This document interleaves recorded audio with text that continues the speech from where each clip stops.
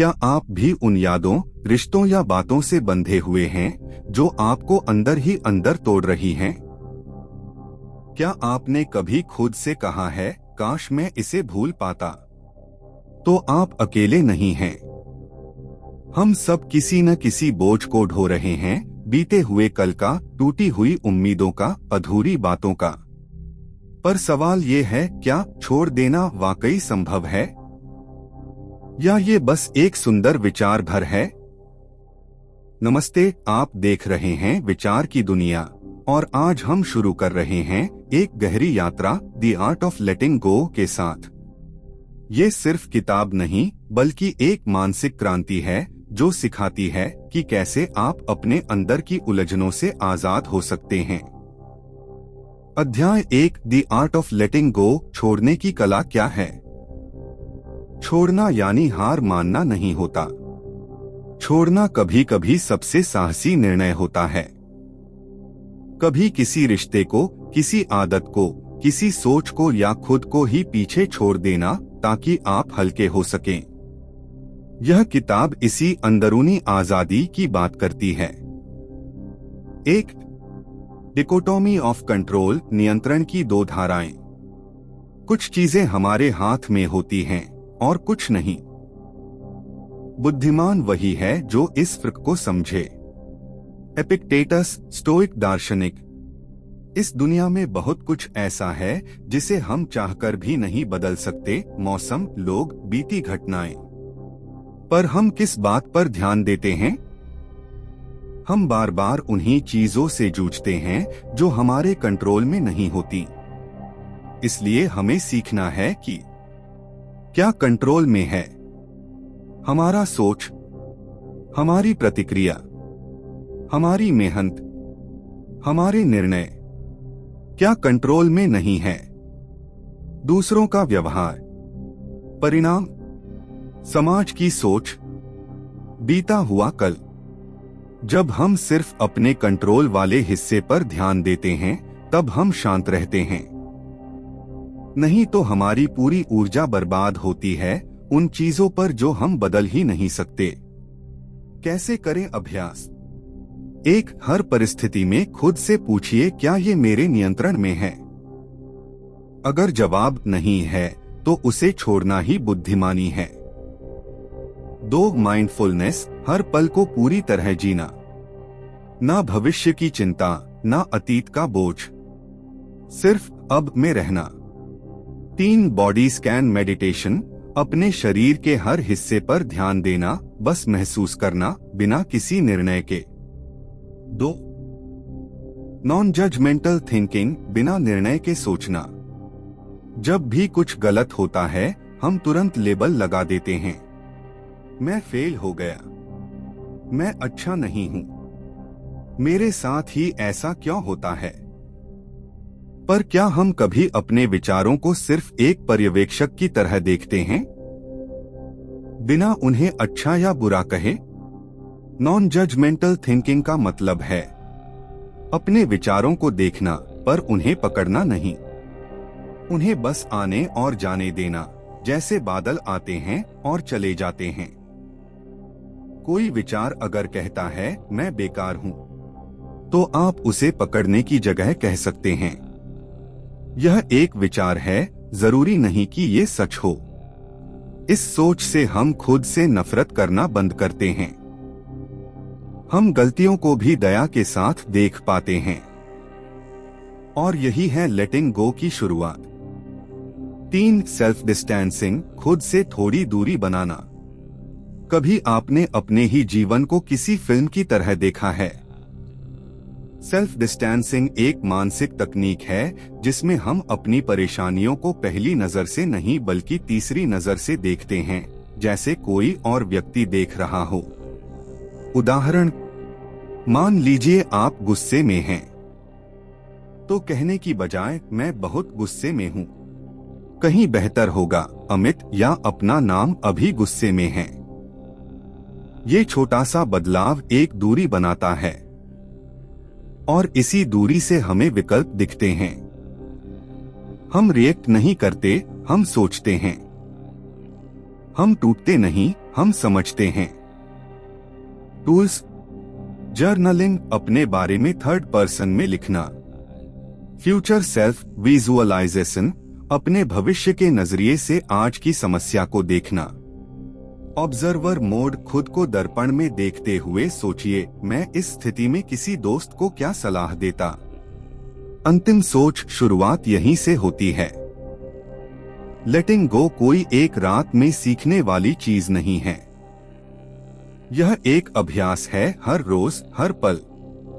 जब आप खुद से, अपने विचारों से, अपनी धारणाओं से थोड़ा सा फासला बनाते हैं, तब आप उन्हें पकड़ने की जगह समझने लगते हैं। और यही वो बिंदु है जहां से छोड़ने की कला शुरू होती है। पार्ट 2: नकारात्मकता के बंधन। हम खुद के सबसे बड़े दुश्मन क्यों बन जाते हैं? जिंदगी में कई बार ऐसा लगता है जैसे सबसे ज्यादा कोई हमारी आलोचना करता है तो वो हम खुद ही होते हैं। हम दूसरों से ज्यादा अपने आप से नफरत करने लगते हैं। हमारी सोच बन जाती है, मैं अच्छा नहीं हूँ, मैं हमेशा गलती करता हूँ, मेरे साथ कुछ अच्छा हो ही नहीं सकता। पर क्यों हम खुद को इतनी बेरहमी से देखते हैं? निक ट्रेंटन हमें इस अध्याय में यही सिखाते हैं कि कैसे हम अपने अंदर के आलोचक को पहचानें और उसे छोड़ना सीखें। एक इनर क्रिटिक, आपके अंदर की वो आवाज जो आपको नीचे खींचती है। हर किसी के अंदर एक इनर क्रिटिक होता है, वो जो आपके हर कदम पर कहता है, तू फेल हो जाएगा, देख सब तेरे से बेहतर हैं, तू कुछ नहीं कर सकता। ये आवाज बाहर से नहीं आती, ये हमारी अपनी ही है। और ये आवाज जितनी तेज होती है उतना ही कमजोर होता है हमारा आत्मविश्वास। पर ध्यान दीजिए, ये आवाज झूठ बोलती है। ये सिर्फ डर से पैदा हुई है, रिजेक्शन का डर, असफलता का डर, अकेले पड़ने का डर। क्यों होती है ये आवाज? कभी बचपन के अनुभवों से, कभी समाज के दबाव से, कभी किसी एक बुरी घटना से। ये इनर क्रिटिक बनता चला जाता है और फिर हमें ये यकीन दिला देता है कि मैं वैसा नहीं हूं जैसा होना चाहिए था। 2. Perfectionism versus excellentism. सब कुछ परफेक्ट क्यों चाहिए? बहुत से लोग सोचते हैं कि उन्हें परफेक्ट बनना है, हर काम में, हर रिश्ते में, हर मौके पर सच ये है कि परफेक्शनिज्म एक जहर है। यह आपको कभी संतुष्ट नहीं होने देता। यह छोटी छोटी गलतियों को भी असफलता बना देता है। यह आपको आगे बढ़ने नहीं देता। एक्सेलेंटिज्म इसका एक बेहतर विकल्प है। परफेक्शनिज्म कहता है या तो 100% नहीं तो बेकार।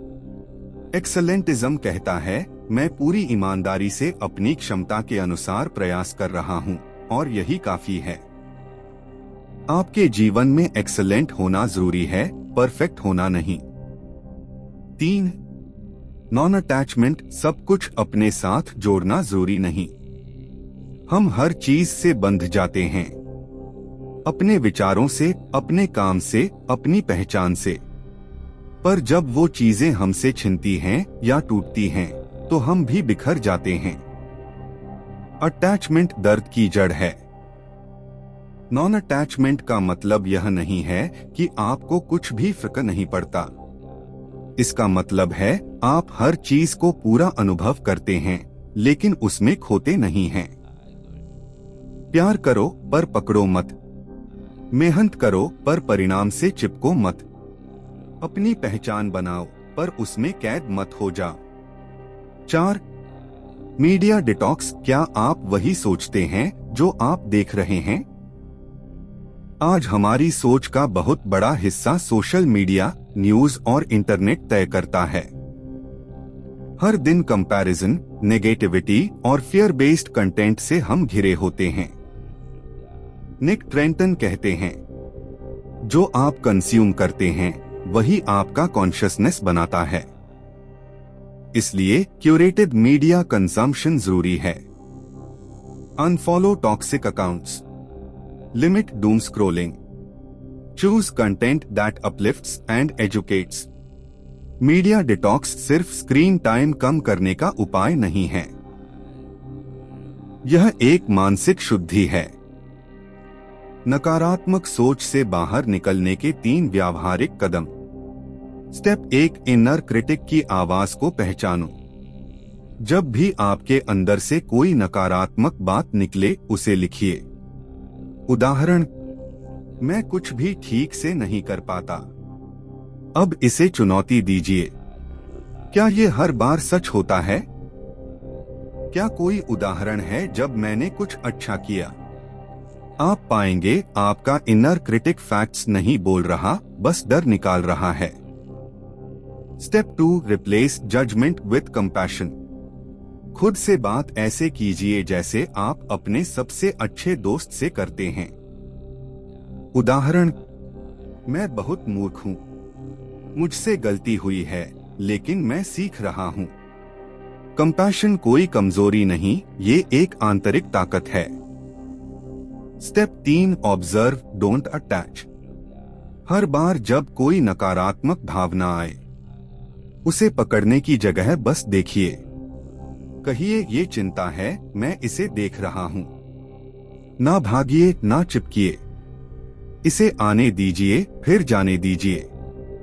निष्कर्ष, आजादी का पहला द्वार नकारात्मकता से दूरी। लेटिंग गो की यात्रा वहीं से शुरू होती है, जहां हम अपने अंदर झांकते हैं और देखते हैं कि हमारे सबसे बड़े बंधन हमारे ही बनाए हुए हैं। इनर क्रिटिक, परफेक्शनिज्म, अटैचमेंट और मीडिया ओवरलोड, ये सभी मानसिक जंजीरें हैं। और जब आप इन्हें पहचान लेते हैं, तब आप उन्हें तोड़ सकते हैं। पार्ट 3, ग्रोथ माइंडसेट, बदलती सोच, बदलता जीवन। मैं ऐसा ही हूं, मेरे बस का नहीं है, अब क्या ही बदलेगा। अगर आपने कभी खुद से ये बातें कही हैं, तो आप शायद फिक्स्ड माइंडसेट में जी रहे हैं। निक ट्रेंटन हमें याद दिलाते हैं, हम जो सोचते हैं वही हमारी दुनिया बनाता है। और अगर आप खुद को बदलने की सोच रखते हैं, तो आप लेटिंग गो के सबसे जरूरी स्टेप पर पहुंच चुके हैं। Growth mindset. 1, fixed mindset versus growth mindset, फर्क समझिए। फिक्स्ड माइंडसेट कहता है, मैं जैसा हूं वैसा ही रहूंगा। गलती मतलब मैं फेल, मेरी क्षमताएं सीमित हैं। ग्रोथ माइंडसेट कहता है, मैं सीख सकता हूं, हर गलती एक अवसर है, मेरे अंदर बदलाव की क्षमता है। फर्क सिर्फ सोच का है, पर यह सोच तय करती है कि आप जिंदगी को कैसे जीते हैं। 2, एम्ब्रेसिंग चेंज, बदलाव से डरना क्यों? हम सब बदलाव से डरते हैं, क्योंकि बदलाव का मतलब है अनिश्चितता, असुरक्षा, असुविधा। पर यही 3 चीजें हमें नया सिखाती हैं। निक कहते हैं, जो चीजें आपको सबसे ज्यादा डराती हैं, वहीं सबसे बड़ा विकास छिपा होता है। बदलाव को अपनाना मतलब है पुराने डर को छोड़ना, नए अनुभवों को गले लगाना। आप तभी आगे बढ़ सकते हैं जब आप पीछे हटने से इनकार करते हैं। 3, ब्रेन डंपिंग, दिमाग की सफाई जरूरी है। हमारा दिमाग दिन भर हजारों विचारों से भर जाता है। सोचे तो जैसे ओवरलोडेड रैम हो, हर वक्त उलझी हुई। ब्रेन डंपिंग एक सरल और शक्तिशाली तकनीक है। बस कागज उठाइए और जो मन में है सब कुछ लिख दीजिए। कोई नियम नहीं, कोई उद्देश्य नहीं, बस उलझे हुए विचारों को बाहर निकालना। इससे क्या होता है? मन हल्का होता है, उलझनों को स्पष्टता मिलती है, भावनाओं को दिशा मिलती है। यह आत्मा की सफाई है, लेटिंग गो की दिशा में एक जरूरी कदम। ग्रोथ माइंडसेट अपनाने के 3 व्यावहारिक तरीके। 1. गलतियों को दुश्मन नहीं, दोस्त बनाओ। गलती सबक। हर बार जब आप गिरते हैं तो उठने का तरीका सीखते हैं। ग्रोथ माइंडसेट वाला व्यक्ति कहता है, मुझे अभी नहीं आता, लेकिन मैं सीख सकता हूं। उदाहरण, अगर आप बार बार गुस्सा होते हैं तो खुद को कोसिए मत। सोचिए, मैं क्यों गुस्सा होता हूं? क्या मैं इससे बेहतर ढंग से निपट सकता हूं? गलती से भागने से बेहतर है उससे सीख लेना। 2. फीडबैक को पर्सनल मत लो। फीडबैक को अक्सर हम अटैक समझ लेते हैं, पर ग्रोथ माइंडसेट वाला व्यक्ति जानता है फीडबैक ग्रोथ का शॉर्टकट।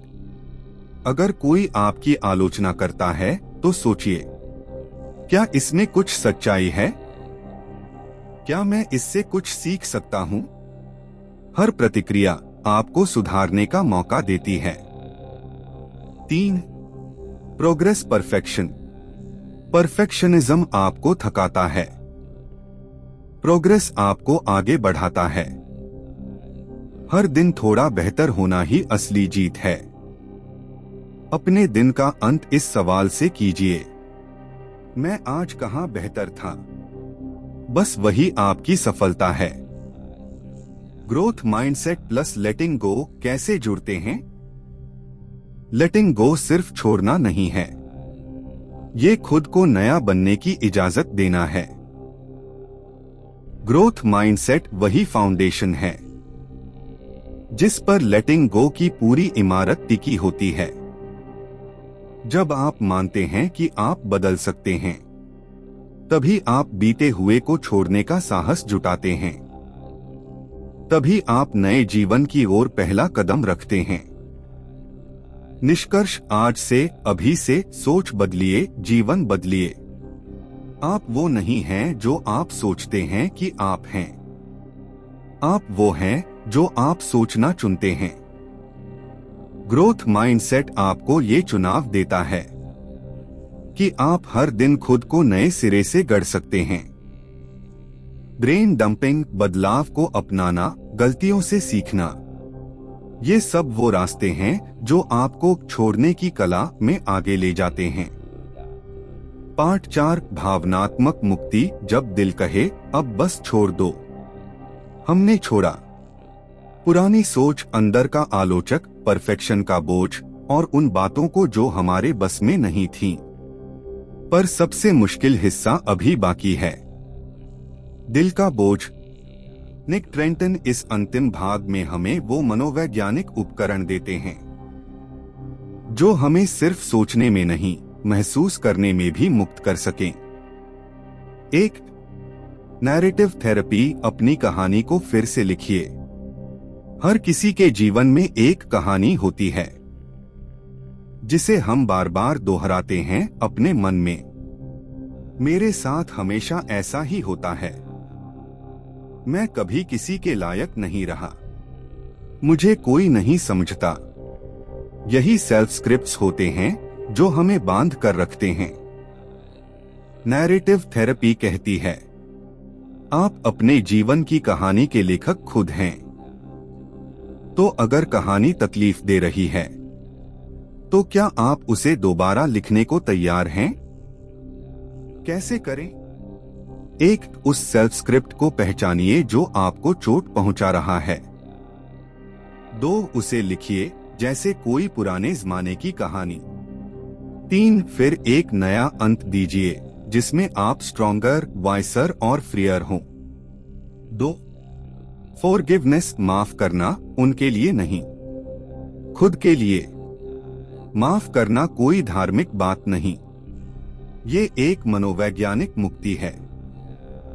जब हम किसी को माफ नहीं करते तो असल में खुद को ही सजा दे रहे होते हैं। निक कहते हैं, forgiveness doesn't change the past but it does free your future. माफ करना यह नहीं कहता कि जो हुआ वो ठीक था, यह कहता है, अब मैं उस दर्द का बंधक नहीं बनूंगा। 3. रिजेंटमेंट से आजादी, नजरिया बदलो, बोझ हल्का होगा। रिजेंटमेंट यानी किसी पुराने जख्म से चिपके रहना, बार बार वही दृश्य, वही शब्द, वही दर्द दोहराना। पर हर बार जब आप इसे याद करते हैं, आप खुद को फिर से घायल करते हैं। जब तक आप कहानी नहीं बदलते, आपका मन बार बार उसी दुख को दोहराएगा। पर्सपेक्टिव टेकिंग इसका हल है। कैसे करें? उस इंसान या स्थिति को एक तीसरे व्यक्ति की नजर से देखिए। समझने की कोशिश कीजिए, भले ही सहमत न हो। मान लीजिए कि शायद सामने वाला भी अपने घावों में उलझा था। जब आप किसी को समझते हैं, तो रिजेंटमेंट की जकड़न ढीली पड़ने लगती है। इमोशनल फ्रीडम व्यावहारिक अभ्यास। 1. Write to release letter therapy. उस व्यक्ति के नाम एक चिट्ठी लिखिए जिसने आपको चोट पहुंचाई है, या खुद को, अपने पुराने स्वरूप को। इसमें सब कुछ लिख डालिए। गुस्सा, दुख, निराशा और अंत में मुक्ति। फिर उस चिट्ठी को जला दीजिए या फाड़ दीजिए, जैसे आपने उस बोझ को खुद से बाहर निकाल दिया हो। 2.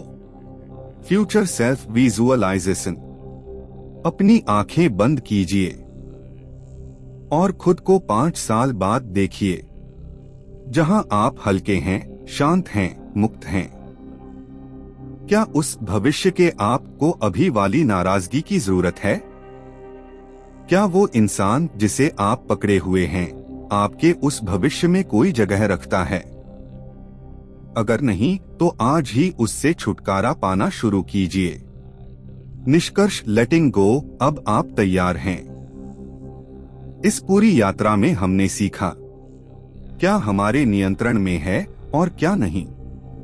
कैसे अपने भीतर के आलोचक को चुप कराएं, ग्रोथ माइंडसेट कैसे अपनाएं, और अब कैसे भावनात्मक आजादी पाएं।